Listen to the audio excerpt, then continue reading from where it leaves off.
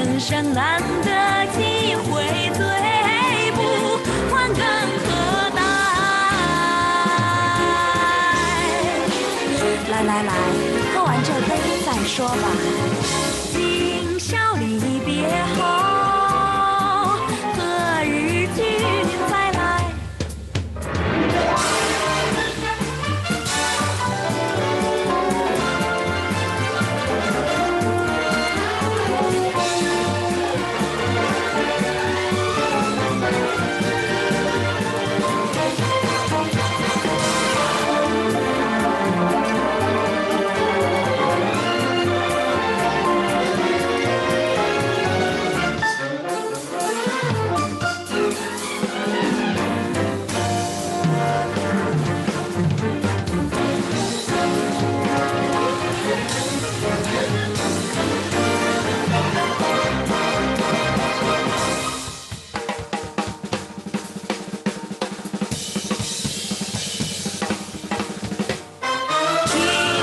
阳关殿，重庆白玉杯，迎亲之余，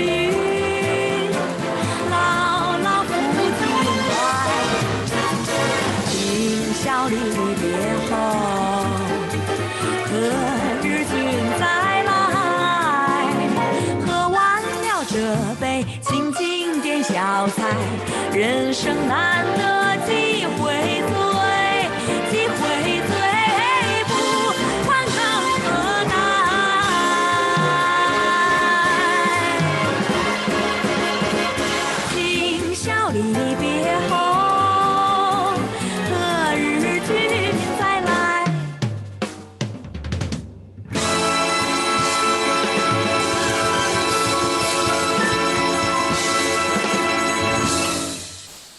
Welcome, everyone, and thank you so much for joining our webinar tonight. We are so pleased to have Christopher Tin here. My name is John Malinzak. I am Vice President of Music Education and Technology for Hal Leonard. I cannot thank Hal Leonard enough and ACDA enough for helping us sponsor this webinar to have a conversation with Christopher Tin, as well as take time to listen to his music, explore his music, talk a little bit about culture and anything else we decide to talk about. So Christopher, are you on with us? Hey, John. Hey, welcome. Hi. Joining us from your studio? Yes, in Santa Monica, California, where it's lovely. Hello, everyone. Nice to see you all. Excellent. Everyone's saying hi. I love a webinar that starts with an active chat. You know, we have 188 people and they are chatting it up, and I absolutely love it. So keep the energy going, everyone. We appreciate it. So let's jump right in. I like we were discussing earlier, Christopher, I think we could talk for 16 hours. We're not going to hold y'all that long, but we're really excited about what we're going to talk about tonight. So let's just jump right in with your background. You know, when you think about Christopher Tin's music, you have choral, orchestra, classical, you have video game, you have commercials, you have movies, you do it all, and you do it all so well. How did you start? Where did you first realize you wanted to be a composer? How did you get to where you are today?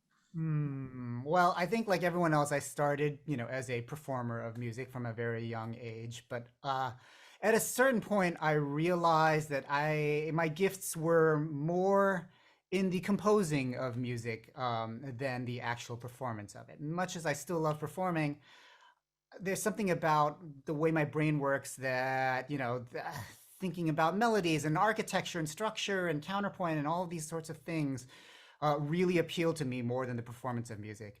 And so I really took to music theory as a kid. I really took to conducting actually in high school. I started singing in chorus, and then I started picking up conducting chops as well.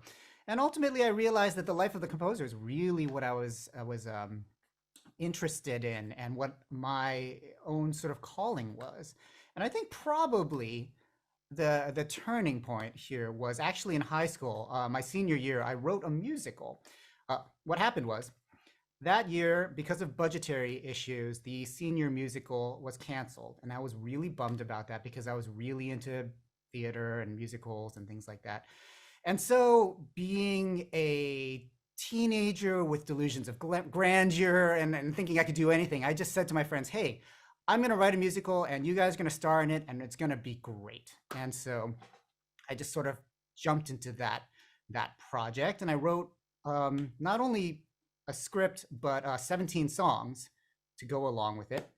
And my friends and I, we just kind of put it on guerrilla style at school. We found our music theater professor was happy to let us use the music theory classroom as our stage.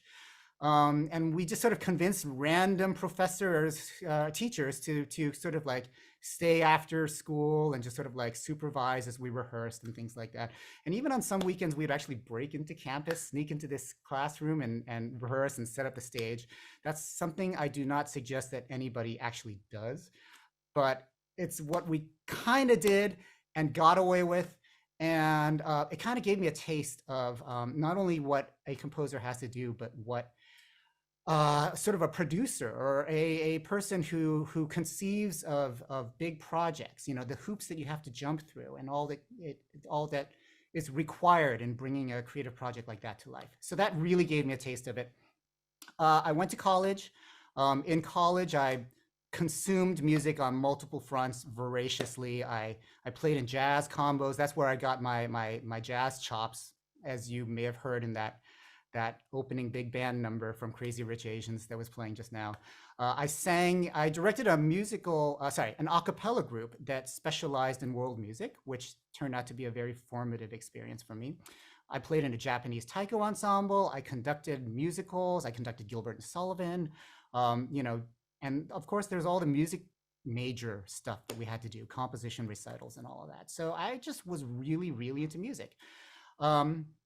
And I think what sealed it for me that this was going to be my profession as opposed to, something like law, was when I applied to the Royal College of Music for a master's in composition for screen. And I got a Fulbright scholarship to back that up. And so with that combo in hand, I said, this is it. You're going for it. You're going to be a musician, whether it works or not. And I think that's when I really, really committed to this lifestyle.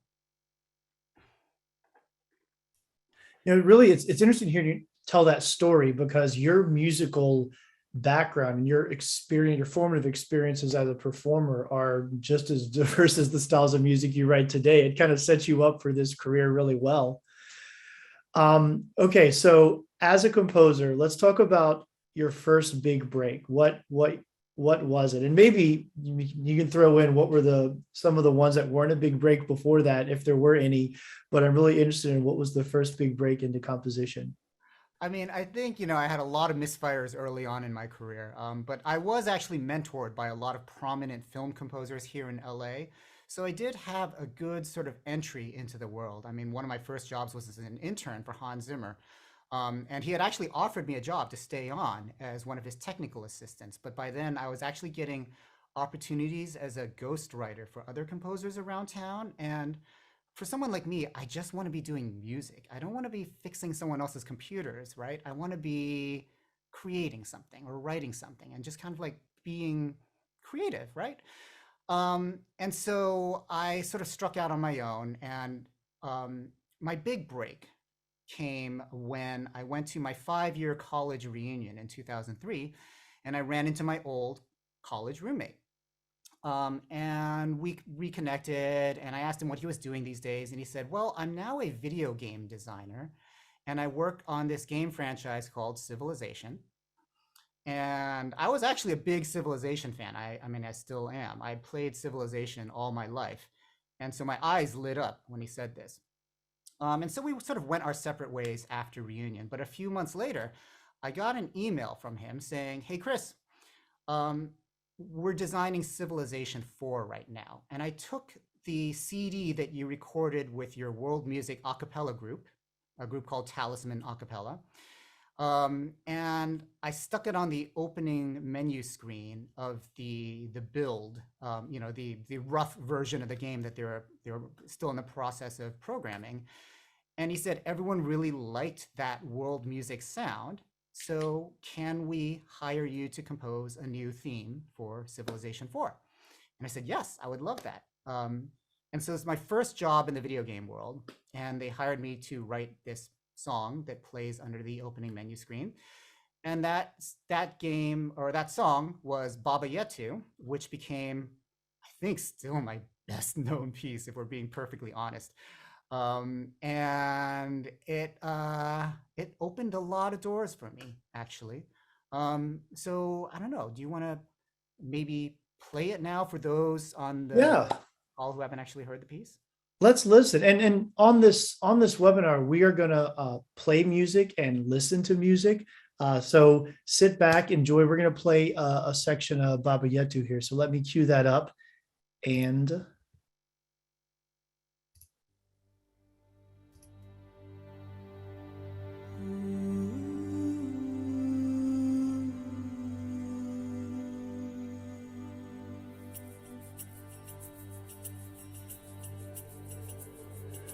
Baba yetu yetu liye mbinguni yetu yetu amina Baba yetu yetu liye jina lako litukuzwe Baba yetu yetu liye mbinguni yetu yetu amina Baba yetu yetu liye jina lako litukuzwe tupe leo chakula chetu tunachohitaji utusamehe makosa yetu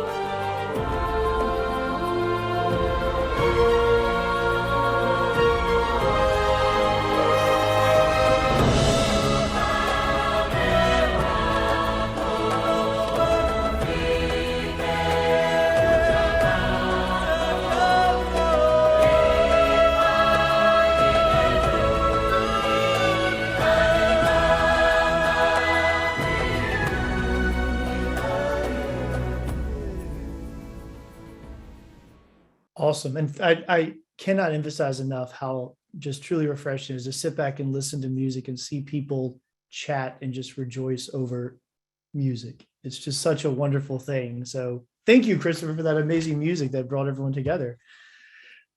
So your roommate, your old college roommate, takes a CD from college, gets you this gig, and you say, okay, I'm going to write a piece. I'm going to write Baba Yetu, and I'm going to choose the language Swahili, and I'm going to set the Lord's Prayer.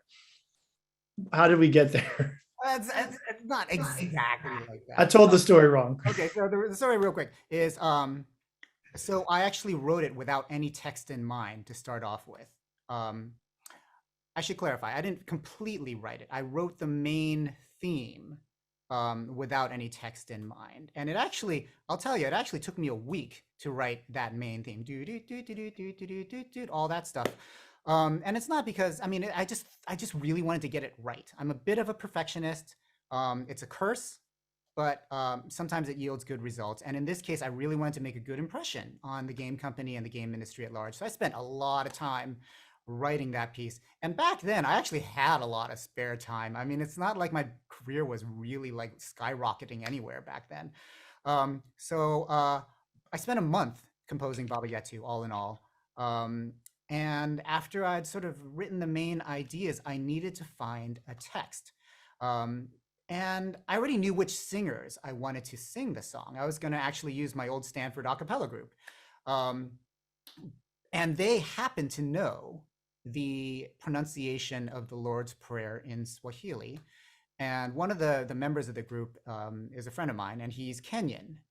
And so I sat with him and I said, you know, can we make this work? He gave me some tips on how to work with the language.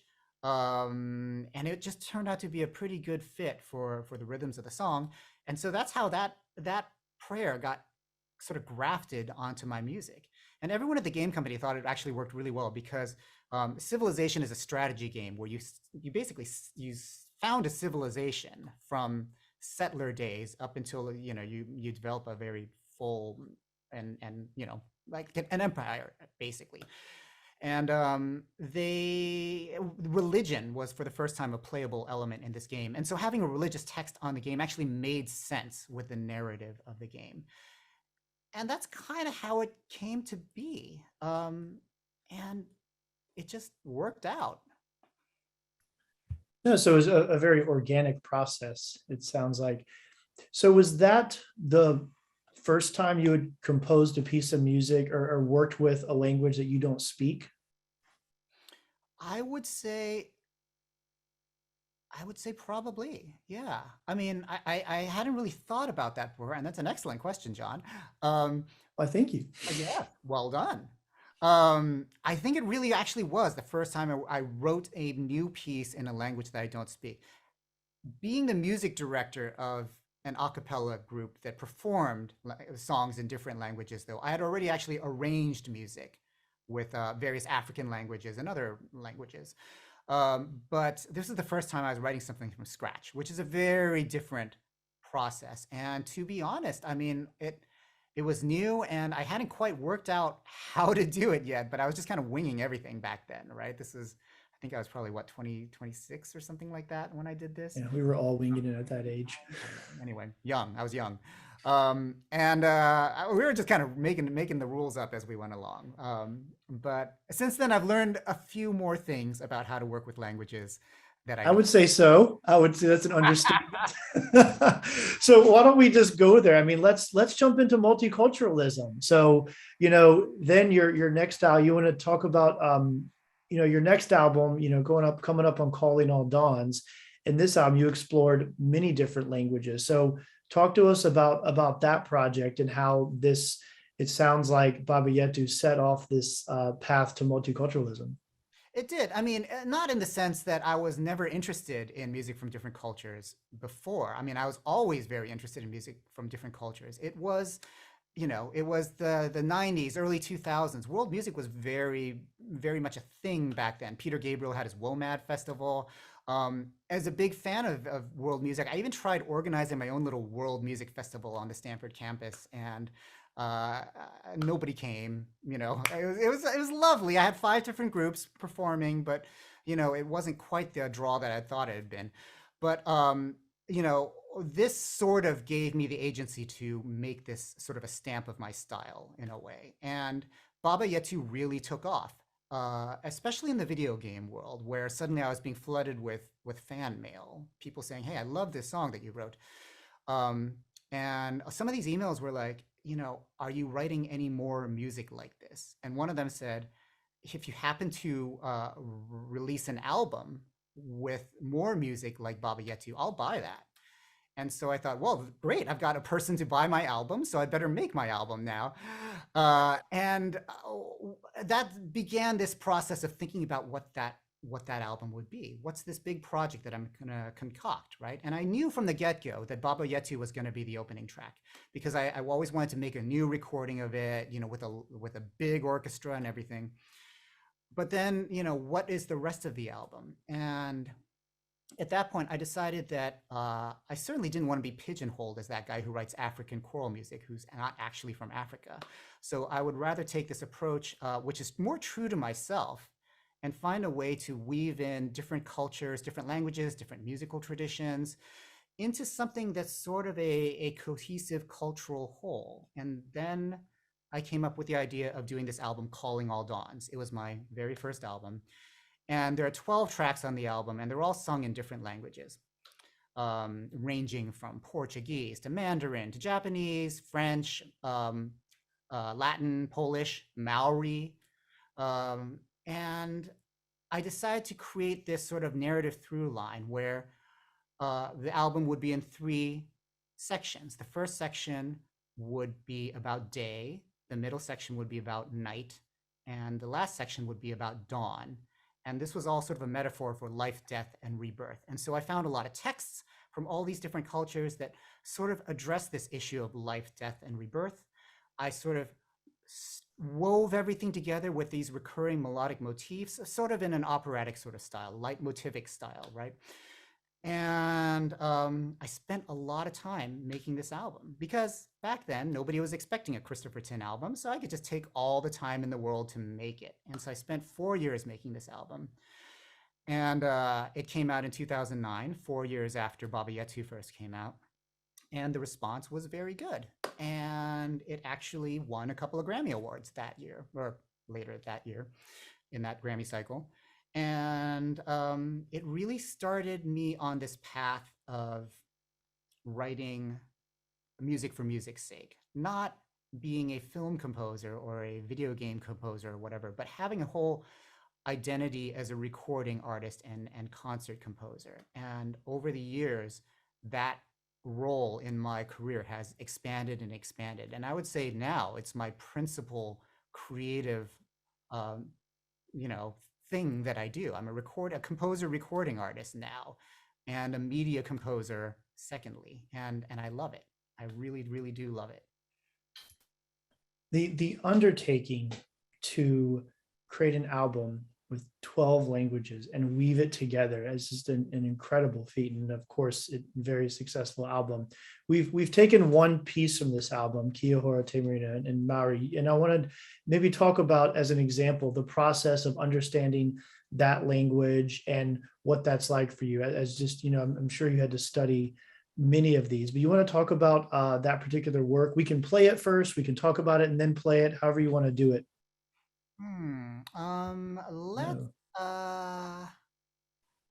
Let me tell a little story about it first. We're getting people in the audience that are like, well, play it first. Actually, you know what? Let's play it. Let's listen to some music. This is kind of fun. So I'm gonna set up the performance. Yeah. This is actually a live performance video from a concert that I did in Wales in 2017 at the Llangollen International Eisteddfod. And it was a very multicultural concert. And you'll see two guys come out. They're actual Maori guys who happen to be on vacation in Wales at the time. And we had a last minute cancellation with a Maori performer who was going to do the whakarero in our concert. And so we put out the word, I think, to the New Zealand consulate saying, do you know of any Maori who happen to be in Wales right now? Somehow they tracked these guys down. We reached out to them and I said, hey, you've never met me, but I wrote a song in Maori and we're doing this concert. Do you want to come perform in my concert? And these guys killed it. So you're about to see it now. Yeah, they're fantastic. Enjoy.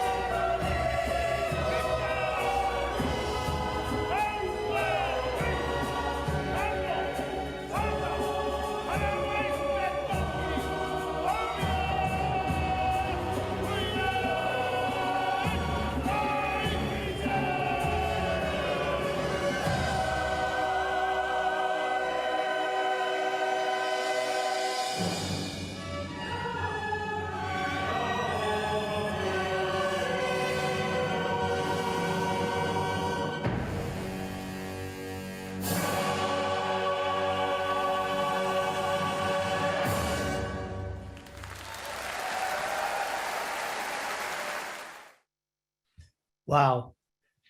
Also, love the last shot of you, Christopher. I was going to ask him to make the face again. I wasn't sure if I could put you on the spot, but you did it. I love it. You read my mind. Conductor face. It's amazing. I mean, just the story you told before, you make an album that's multicultural and you're performing in Wales and you have a cancellation and you need two Maori guys in Wales and they're there that can perform at that level and come out. I mean, did that have a moment of like, wow, like we are a multicultural society? Talk about, I mean, how ironic and just magical that moment is.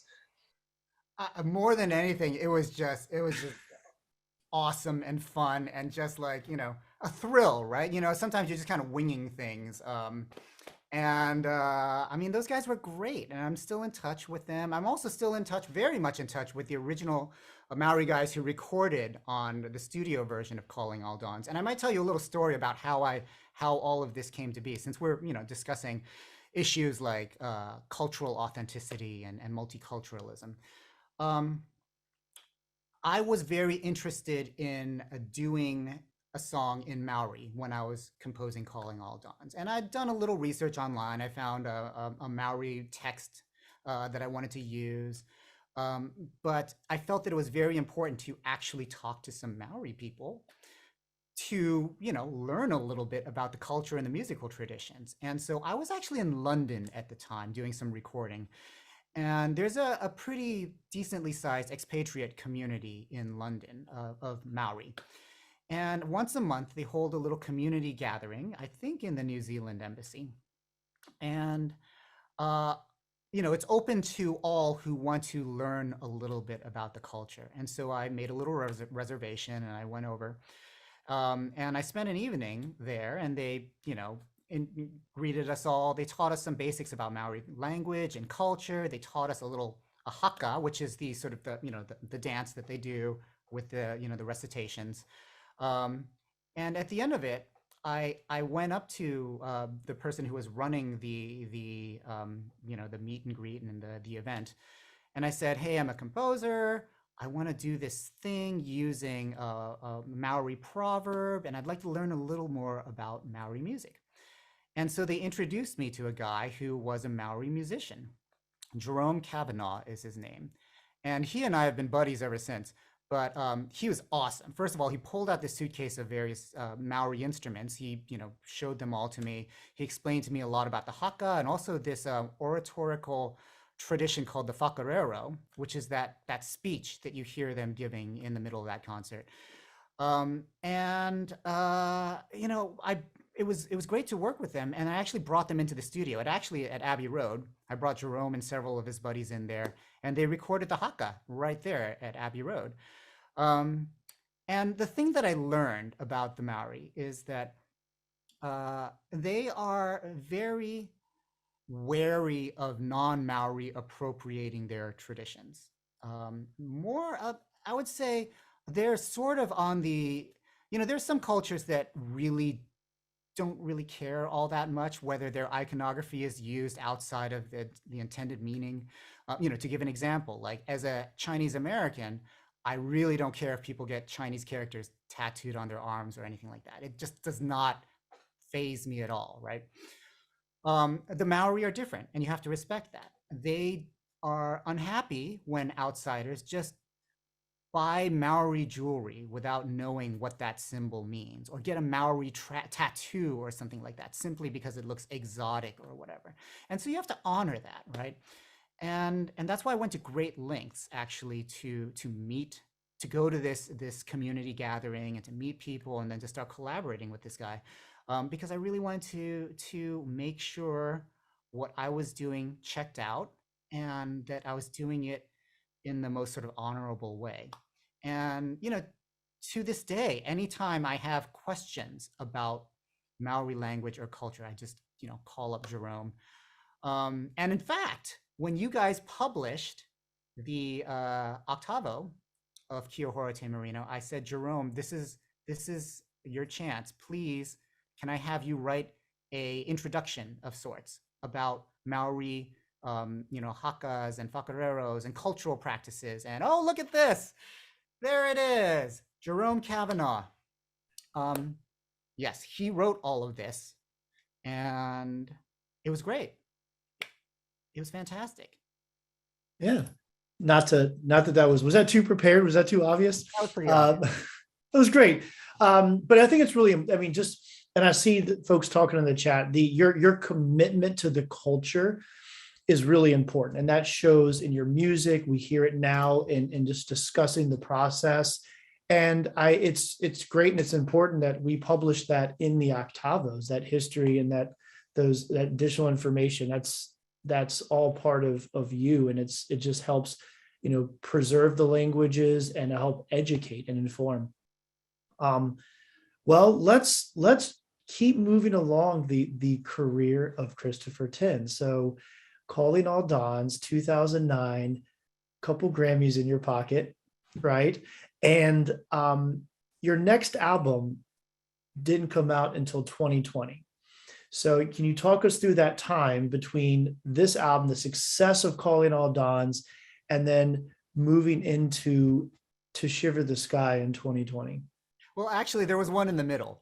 There was one in the middle. Yeah. 2014, I released an album called The Drop That Contained the Sea. Got it. Is the album that I'm actually the most proud of, and it's the one that the fewest people have heard, actually. Obviously, including me. It was another sort of 10 pieces in 10 different languages. Many of them were extinct languages, actually. One of the things that I'm sort of interested in is cultural preservation.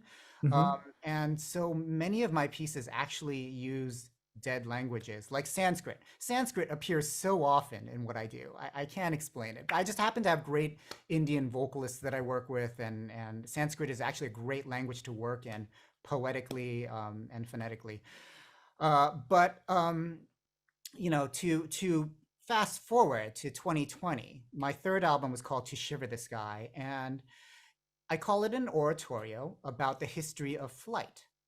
And once again, I used a piece that I had actually originally written for a video game, a piece called Sogno di Volare, which was a setting of Leonardo da Vinci's writings on flight from his notebooks. And after I wrote this piece, I had this idea that, hey, it would be great to somehow spin this off into an entire evening sort of classical work, right? Like a 53-minute long work that chronicled the history of humankind's quest to conquer the skies, so to speak. And so the research began. I started looking into who are the key players in telling the story of aviation history? And I didn't want just a collection of, speeches by pilots or astronauts or things like that. I wanted to really tell the whole story, not just the people who climbed into the cockpit, but the scientists and the engineers who developed the technology to fly, and the poets and the artists and the visionaries and the writers who sort of dreamt up what it meant for mankind to reach the stars.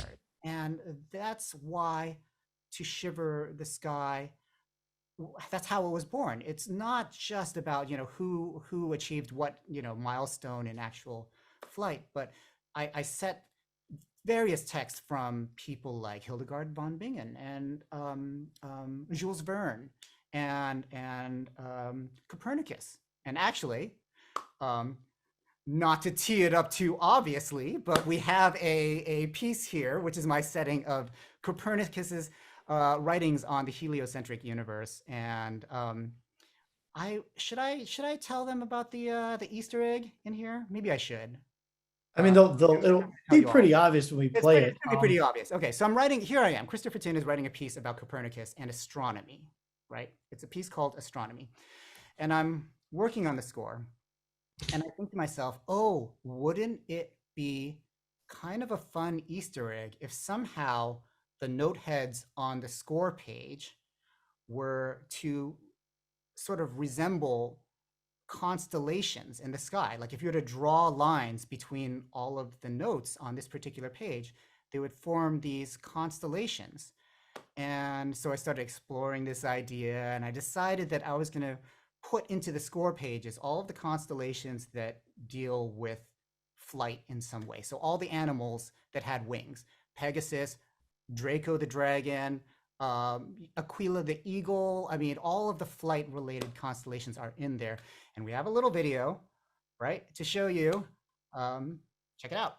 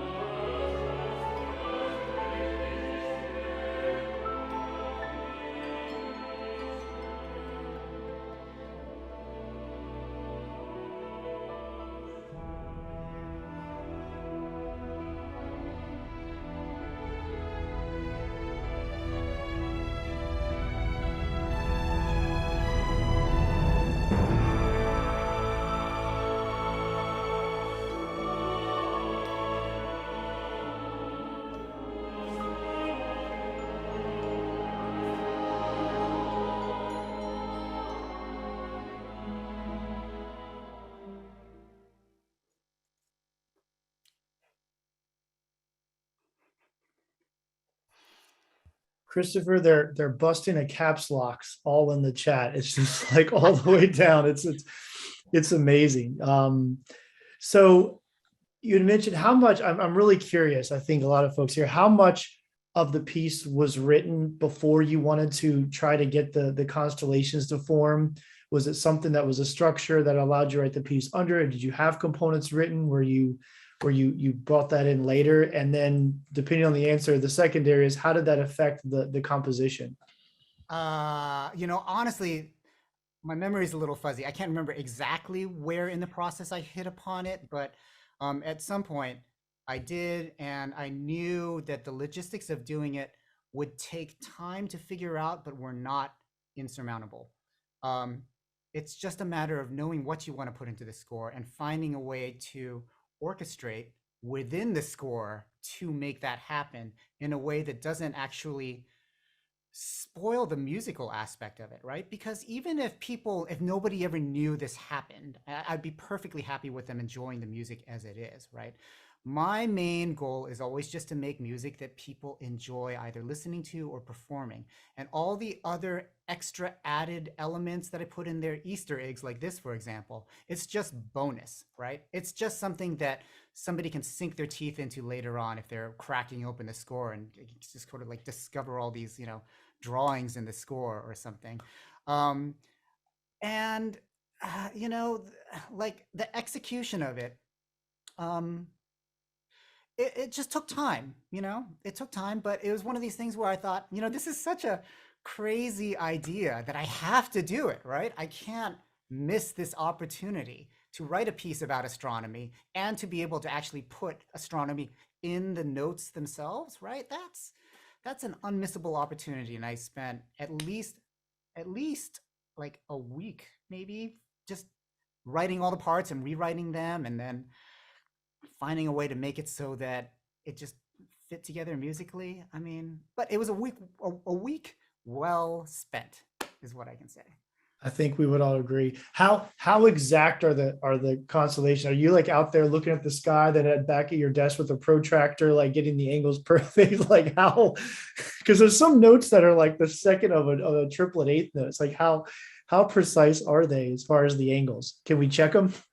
It can't be, because every different edition that's printed has different spacings, right? So it simply cannot be. But that really was actually one of the challenges, because there is actually a whole piece completely unrelated to all these little, stars, right, going on underneath it.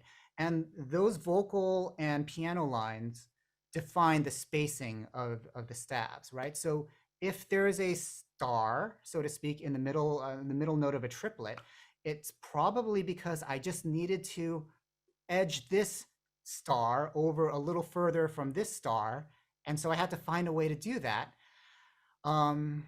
Yeah, I mean, and that's why it took so long, right? The concept itself, once you think about it, is not actually impossible to do as a composer, but working out the details takes a lot of time. And that's the story of my life right there. The details, paying attention to the details and spending a lot of time on the details.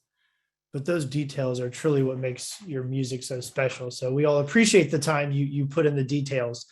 I want to go back to a phrase when just bringing this all together, when we were discussing this webinar, and I remember a month ago, 2 months ago, we were having a conversation with your team. What do we call this thing? We knew we wanted to have a conversation with Christopher 10. Like that was a given. And we were looking at the title, and then we came with multiculturalism, language. I remember that moment. We're throwing words around, and then I'm pretty sure you said it, but it came out. The phrase "soundtracking humanity" came out, and we all went, "Aha! That's what Christopher 10 does."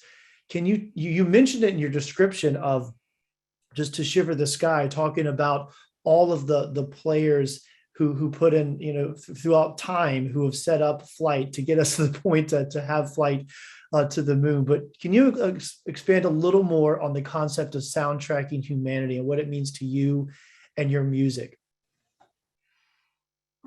I think it's an extension of my own interests. I mean, as I sort of mentioned earlier, I was an English major. I think I mentioned this. Anyway, I was an English major at Stanford, English and music. And I was always very interested in history, and especially the history of art and aesthetics and philosophical thought.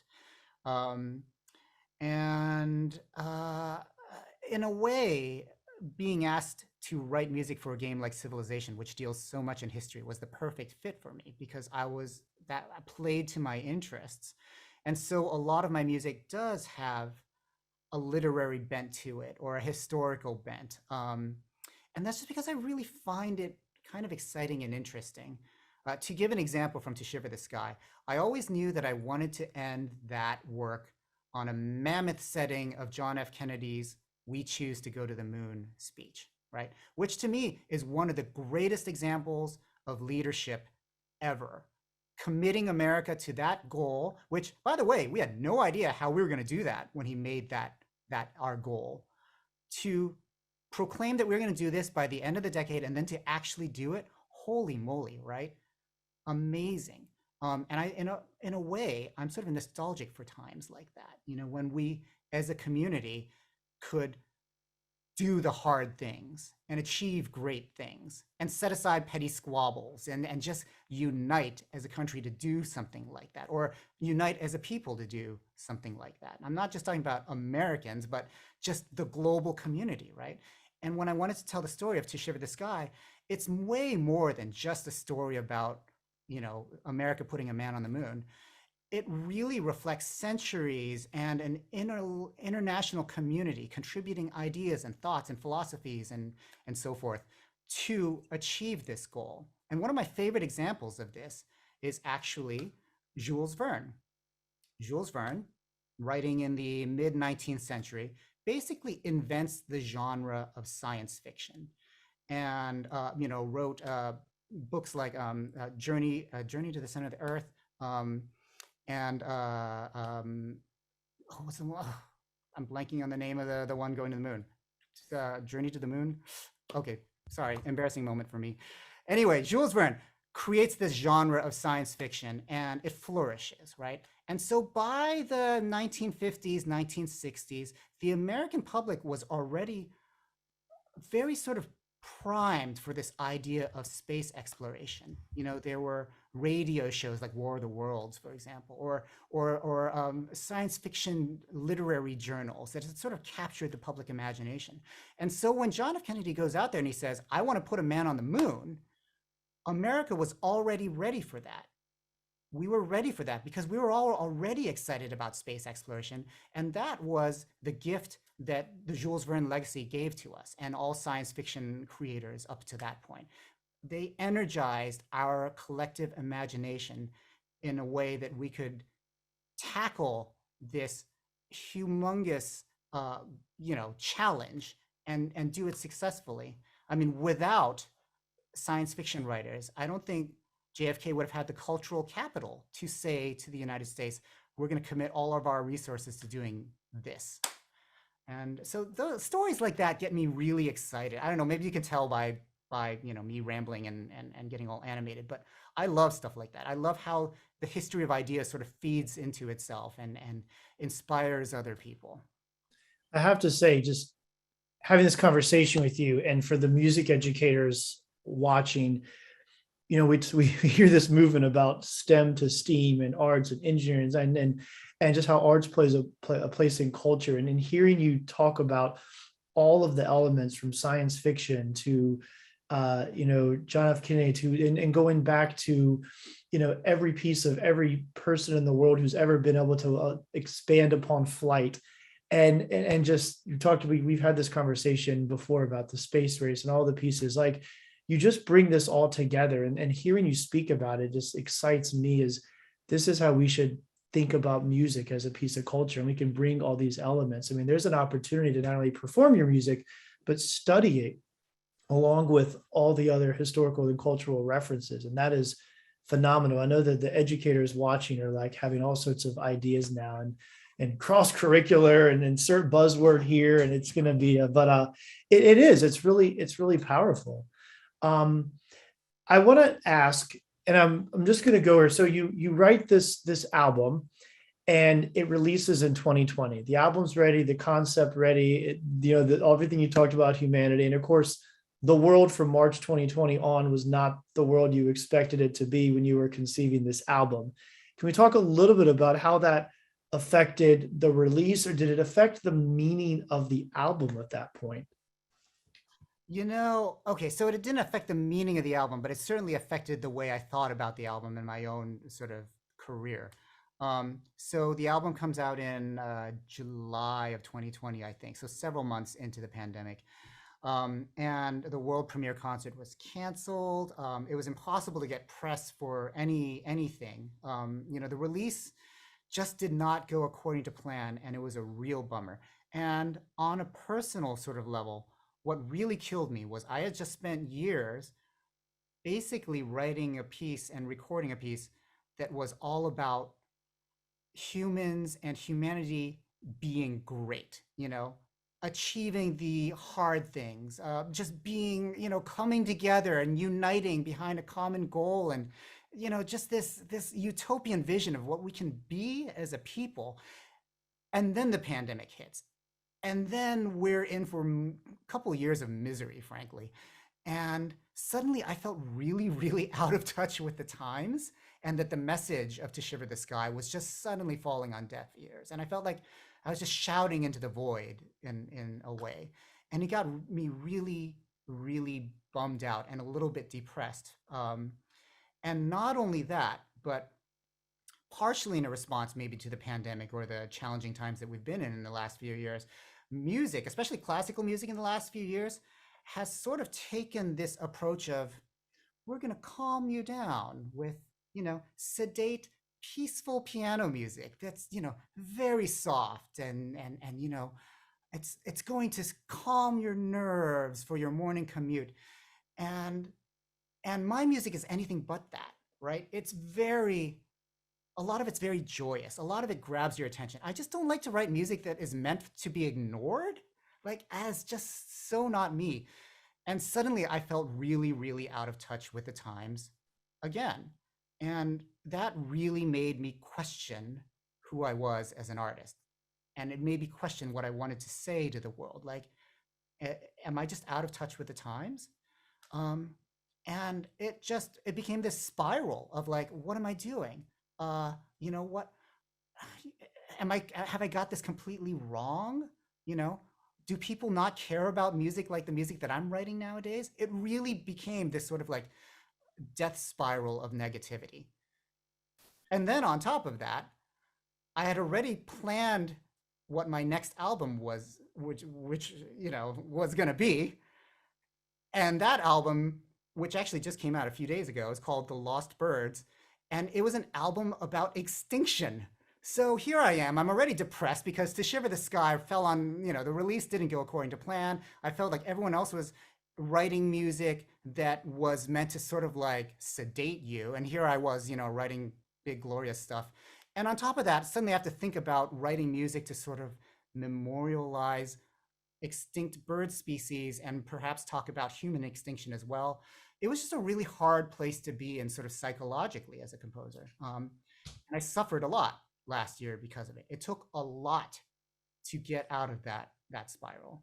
And actually, for all those young composers out there, burnout is a thing that happens a lot. And I definitely burned out last year. I tend to burn out about every 5 years or so. It's weird. It's like clockwork, right?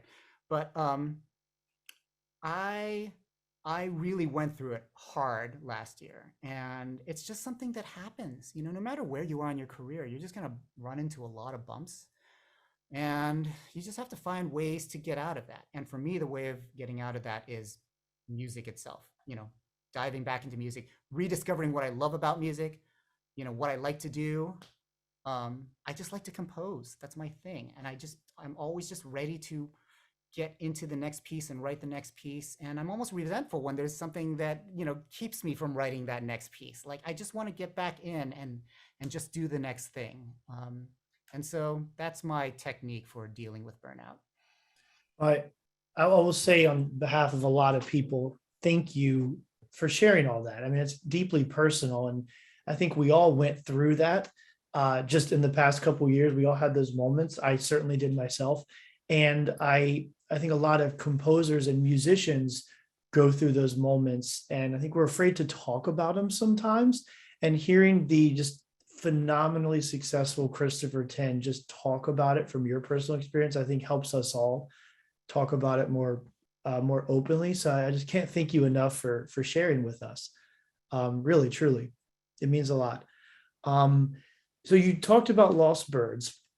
Let's get into the new album. And for folks, we have 230 some people that have been on like a nonstop. The energy is great. We're going to keep going. We're going to talk about Lost Birds. We're going to play some more music. I want to make sure we have a chance to talk about the new album. Again, released very recently. And we'll share, we have some of the choral octavos out digitally. More to come. I know the full music will be available later this year, early next year. But let's talk about the inspiration here. So for those who haven't checked out the history, can you share a little bit just about the inspiration, the Lost Birds, the Canary in the Coal Mine, and, going from the album To Shiver the Sky, we go to the moon, now we come back to the planet and say, okay, now let's preserve this planet. Give us the history here and how this came about. So I call The Lost Birds an extinction elegy. And I became interested in this subject of animal extinction about 10 years ago when I scored a documentary about bird extinctions in particular. It was one of the stories that was told in the documentary really stuck with me. And it's the story of the passenger pigeon. And if you don't know about the passenger pigeon, back in the 19th century, the passenger pigeon was the most numerous bird in North America. And estimates place it as high as 5 billion members. I mean, the passenger pigeon was so ubiquitous that when flocks of these birds flew overhead, the day would turn to night. And the sound of millions of bird wings flapping at the same time was thunderous, like deafening. If you can imagine several days straight of just thunder and darkness all through the day. That's what it was like. Obviously, it doesn't exist anymore. And that's because the passenger pigeon was hunted to extinction in the 19th century. In the 19th century, it was the Industrial Revolution. All these urban centers were popping up. We needed a quick and cheap food source to sustain populations in these cities. A railroad network had just been built in the US, and somebody had invented the refrigerated car, which meant that meat could now be transported to the center of a city from somewhere outside of the city. So that enabled the growth of cities. The history of the growth of American cities is actually really interesting. So in the 19th century, suddenly everyone became a hunter, and everyone could hunt passenger pigeons, sell them at the market, ship them to the city, and make money. So within a few short decades, using nothing but rifles, we basically eradicated 5 billion birds just by shooting them out of the sky. And that was shocking to me, because if we could have done that much damage and eradicated an entire bird species back then, what can we do now in the 21st century when our means of destruction are so much more like pesticides and deforestation and climate change? These are sort of like big deadly tools that we're using to destroy the world around us indiscriminately, right? And so I hit upon this idea that I wanted to create a piece almost in the sort of the requiem tradition, right? But not really being a requiem, that memorialized the extinction of these bird species. And then in the second half, basically served as a warning that the extinction of birds and animals around us is actually a foreshadowing of our own extinction, which it is, to be frank. And so that's how the idea of the Lost Birds was born. And I immersed myself into this sort of pastoral late 19th century mindset. You know, the musical language I employ for this piece is very lyrical, it's very romantic. The texts that I set are from 4 female poets from the 19th century. Emily Dickinson, Christina Rossetti, Edna St. Vincent Millay, and Sarah Teasdale. They just happen to be poets that I really, really like anyway. And I constructed this narrative which first celebrates the beauty of birds, but then gradually, as the piece progresses, the birds become extinct. And towards the end, we're just sort of left with this implicit warning that we ourselves will go extinct. Right. Another example of something you talk about of soft activism, right? Though I would say this album is maybe like slightly firm activism. Firmer than soft activism. What's more firm? I have to look up like pillow ratings or something. Like what's above soft but not quite hard yet, right? But it's beautiful. Talk to me. I'm really interested about, you had mentioned in a previous conversation we've had that Hope is the Thing with Feathers. The last work of the album is something you actually wrote first and many years before. Talk to us about that musically. You know, so I'm actually a very visually inspired person when it comes to composing. And when I scored that documentary 10 years ago, there was a scene where they talked about the passenger pigeon, and you see footage of starlings, which if you've ever seen a murmuration of starlings, is a beautiful sight. It's this giant cloud of birds sort of flying around in the sky, sort of in and amongst themselves and undulating in these beautiful sort of organic forms. And that was the first time I'd ever seen that. And that triggered in me this musical idea, which it came from a place of wonderment in a way. And it was a piece that I composed for this film score, but I also knew that someday that I wanted to use as the basis for a larger work. And so when I started thinking about what the Lost Birds would be, I returned to that piece.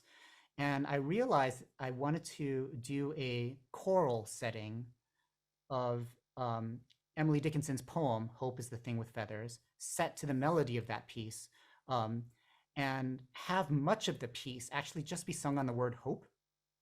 And I knew that I wanted to end the Lost Birds with this piece. And in fact, the very last words you hear on the Lost Birds are the word hope. sung over and over again. And it was important to me to bookend this work with, first an instrumental version of that theme and then a choral version of that theme. So maybe we can play that now. I was going to suggest the same thing, and I was going to actually ask afterwards about the use of that theme throughout. But let's play the theme here. All right.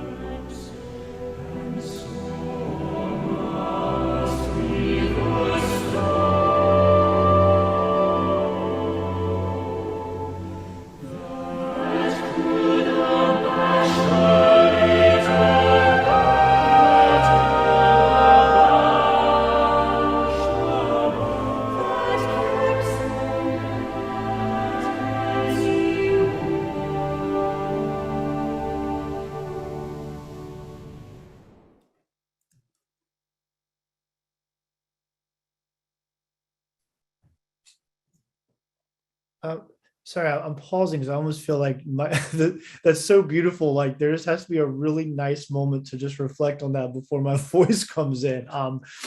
Really, truly. I'll tell you, and my really good friend Robin Hilger, executive director at ACDA, who we can't thank ACDA enough for being partnered here and being involved in this, and more great things to come. Christopher, we were texting last night, and she's like, my husband and I are blasting the Lost Birds album in the kitchen. Oh, it's so beautiful. And we're talking about different tracks. Like, have you heard this one? You're like, no, don't spoil it. I mean, just the impact of this music is really incredible. Two things I'd love to touch on with this album is, coming off of all the multiple languages of the previous work, this album is all in English. And that plus the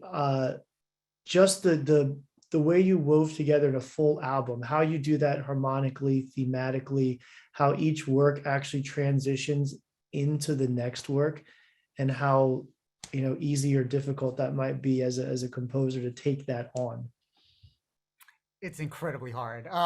You make it sound easy. Oh, well, thank you. But oh my God, it is so hard. It is. Think about it this way. Let's say you write 12 pieces and each has its own melodic arc. And then you have a group of singers like the amazing Voces 8, by the way. We need to give them credit here. Voces 8, fantastic singers, right? Backed up by the Royal Philharmonic Orchestra. I mean, dream team, musical dream team right there. So let's say you write 12 pieces and they all have their own melodic arcs, they all have their high points and low points, and you need to make them fit within the ranges of 8 very specific singers. And yet, the tonal centers for each of these keys needs to go into the tonal center of the next piece.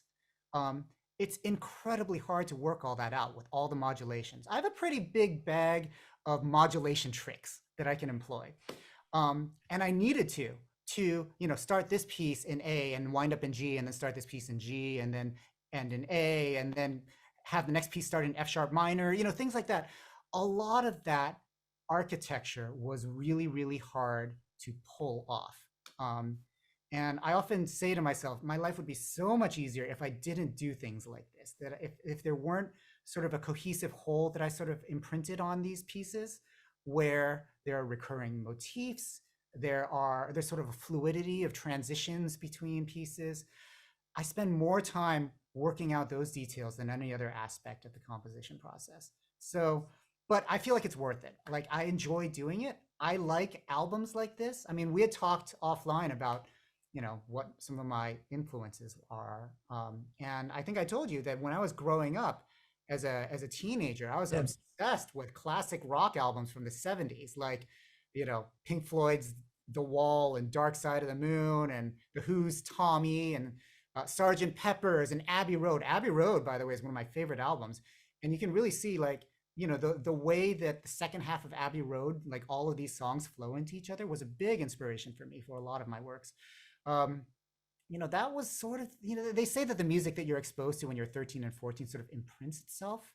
And that's just what I happen to be exposed to. And in my mind, when you make an album, that's what you do. An album should not be a collection of just random tracks and singles that have nothing to do with each other. It should be a work in and of itself. And that's what I've always tried to do. I love that you create albums, because we can talk a lot about the art of the album being lost, and the way music is produced and put out today, and just that you think conceptually for an album that tells a story. And of course, it's obvious that anyone that pulls this up on Spotify or their favorite music listening app and listens to this album that's out everywhere, do not put it on shuffle. Put it in order. Listen to it top to bottom, over and over and over again, always. It's just really, it is really meaningful, and that's part of what makes it so powerful. Can you talk about the use of English language in this one? No, all languages, all just one language. What's going on, Christopher? I sort of felt like what I was doing before, which was, 12 songs in 12 languages, 10 songs in 10 languages, 11 pieces in 8 languages. It felt a little bit too, routine at that point. I felt like I didn't want to get stuck in a rut doing the exact same thing over and over again. So my instinct, whenever I want to break away from something like that, is just to do a 180, right? So everything's going to be in English now. It's going to be great, and I actually have not set a lot of music in English. It's so strange. Like, I could probably do a list of like how many languages I've worked in. It's probably in the 50 to 60 range, different languages. English is the one that I've written the least amount of music in, but it's a joy working in English because, first of all, I speak it, and it's very easy to work my way around the phonetics of it, and the syllabic stress is, it's all just natural, right? But English as a language itself creates problems for singers. It's a complicated language. There are a lot of consonants on the ends of words where a lot of other languages don't have, challenges like that. So, things like precision of cutoffs, for example, becomes much more important. When I was in the studio with Voces 8, there were a lot of times where they're like, okay, Chris, this consonant cutoff would sound a little better if it happened at the same time as this completely different consonant. Can we change the rhythms a little bit, the durations of the notes, so that we line up some of this? And I was, of course, very open to any feedback like that they had. And I mean, will I work in English again? Yeah, absolutely. I really, really enjoyed it. But that's not to say that I'm going to stop working in other languages. I mean, shortly after I finished writing The Lost Birds, I dove in and I did an Arabic music project with an Arabic setting of a psalm for a video game, actually. And I mean, I enjoy juggling the different creative challenges. It sort of keeps me fresh in a way. But I would like to continue to expand and broaden the language base within choral music. I think that's very important, actually. And I'm not doing it from a standpoint of thinking multiculturalism is important and we should, teach it. I mean, yes, it is, but I'm doing it because I like it. I'm doing it because I like music from other cultures, and I like hearing languages and from other cultures, and I think if anyone's here sort of thinking that, oh, okay, we got to be more multicultural now because that's what's in demand these days, and that's what everyone's talking about. I do it because I just love the sounds of different musical traditions, and I think music should be shared across cultures. It's like food of different cultures, right? It should be shared. It should be celebrated. It's different. It's foreign to people, but you should embrace it and enjoy it. And that's why I do what I do, just because there's a lot of stuff that I want to do out there that I think would be a heck of a lot of fun to do. And I still got a few decades left in my composing career, so I'm going to try to do as much of that as I can. I know that excites a lot of us because I think there's a lot to offer here. Oh my gosh, we could go 3 more hours. Let me just, you mentioned one thing. I have to talk about Voces because I know there's, and feel free to plug. I know you said there's a premiere in New York next week. There's Facebook Live tomorrow, all kinds of cool things happening. So we'll give you information on all of that. But how is it working with you mentioned specific voices, specific ranges. You talked about being in the studio, getting feedback from them. What is it like writing an album of this for a specific ensemble, knowing the players, the singers, who you're writing for? Can you talk a little bit about working with them and how that affected this work? It was, it was actually kind of challenging because up until now, what I had done is I'd just simply written a piece of music and then found the singers to sing it in a way. Now I knew I was working with a very specific group with a very specific, sort of a very specific tonal character. And I had to write for them. And so I had to do a little research, and that actually helped me out a lot. Their music director and co-founder, Barnaby Smith, sent me a cheat sheet with everyone's ranges, where they sound best, things like that, what keys they like to sing in. I wrote a lot of this album in F sharp. It's just one of their preferred keys. And they really sort of helped me through that process, which was kind of challenging at first. But one of the things we actually did early on, I did what I call like a test session with them, where I wrote a few random pieces in a variety of sort of vernaculars. Some were more on the classical side, some were kind of more on the folk side, Americana side. And I had them sing them. And, after listening to them sing them, I said, okay, well, this works and this doesn't work. And, we'll do this. And I'm going to change the way I approach this way. And that was actually really helpful to sort of work with the group before, actually recording with them. And bear in mind, because it was the pandemic, which, I don't want to relive any of that, but I couldn't actually go over and work with them in person prior to composing for them, right?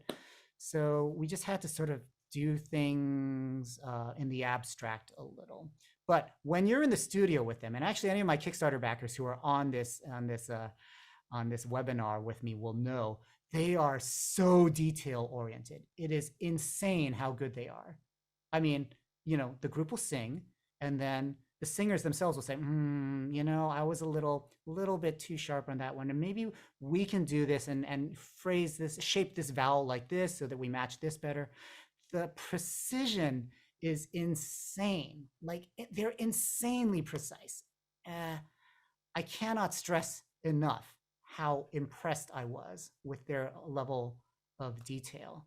It's just astonishing. Oh, and the other thing is, they're like marathoners. We did 3 straight days of recording, 7 hours a day, where they're standing for 7 hours recording. I mean, and these days started at around 3 p.m. every day. Wow. So they had already gone through a half day. And to stand for 7 hours in front of microphones, singing the way they do, no vibrato, by the way, which any singer here knows is kind of a muscular feat in and of itself. 3 days in a row. Oh my goodness. They're just amazing. The endurance, oh, just unbelievable. It's truly an amazing collaboration. I mean, you hear it in the album, but hearing you talk about it, we now know why, and you're so detail oriented and you're precise yourself. It seems like a match made in heaven. I think we need to start landing this plane, but we're not going to end it too abruptly. I want to share for everyone on the chat. Here's a list of all of Christopher Tin's social links. Follow him everywhere, including Facebook. So tomorrow at noon Pacific, 3 Eastern, you're doing a Facebook Live with Voces 8. You want to pitch that really quickly for those? Because I think you'll have at least 212 people joining. Yeah, I think just come to my Facebook page, facebook.com/Christopher Tin Music. And it's going to be me and 4 of the members of Voces 8. We're just going to talk about the Lost Birds and how it was to do it. I'm going to ask them questions about it. They've been performing aspects of it, individual movements live for a little while now. And we're just going to kind of have fun, talk about things. It'll be a cool hang, come hang with us. Come hang. Amazing. I also going to add in the chat a list of links on where to see the music from the Lost Birds and the sheet music from Christopher Tin. So we have Christopher's website, Hal Leonard's website, Sheet Music Plus. Just check out all the places. We have the octavos from Lost Birds, and we're excited about getting that music out. Cannot thank ACDA enough. Cannot thank you enough, Christopher, this time. Everyone who's watching, we'll be sending the recording out for you tomorrow to see. ACDA members will have access to the recording, and we'll continue getting this message out. We've got a lot of information out here. I'll tell you that the information you've shared tonight, just, and how we, and everyone kind of feels, we've connected a few times in preparation, just the conversations we've had, just the detail about culture, humanity, language, and civilizations. I mean, not punny, but I can't get around it. It's just so inspiring. I mean, we know your music is incredibly detailed and passionate, but now we know where it comes from. And someone mentioned in the chat earlier, and they said, just listen to you speak and how many different references you make. They said that you would kill it on Jeopardy. So as a final question, have you ever thought of going on Jeopardy? I was actually a question on Jeopardy once. Were you really? Hold on, how have we not talked about this? Yeah, Alex Trebek asked something like, this choral standard is the Lord's Prayer in Swahili. Wow. Baba Yetu. Like, yeah, wild. Well, did the contestant get it? That person got it. Yeah. They were a choral director. It was great. Amazing. So, you've been Jeopardy. It's phenomenal. That's a check off the old list too. I know, right? That's one for the bucket. Yeah, Grammy, and a Jeopardy question, right? Same level, right? 2 Grammys and a Jeopardy. Amazing. Oh my gosh. I know it's getting late. And we could talk forever. I think we should do another one of these at some point. I'm so down. Yeah, another one for sure. Any last thoughts? Anything else you want to share with the group that's been hanging on and chatting with us tonight? I thank you all for tuning in. I love sharing my music with you. Special thanks to all my Kickstarter backers who helped fund the creation of the Lost Birds. And thanks to ACDA for having us. It's been a real treat, John. Let's definitely do it again.